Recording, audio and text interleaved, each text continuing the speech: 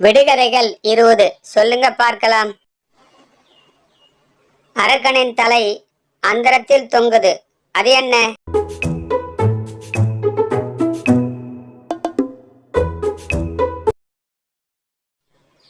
திருஷ்டி பூசணிக்காய். ஒரு சான் உடம்பு முழுவதும் பற்கள், அது என்ன?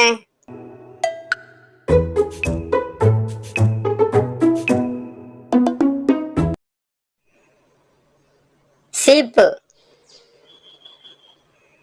பாதையோரம் நிற்பான், எல்லோருக்கும் வழி காட்டுவான், அவன் யார்?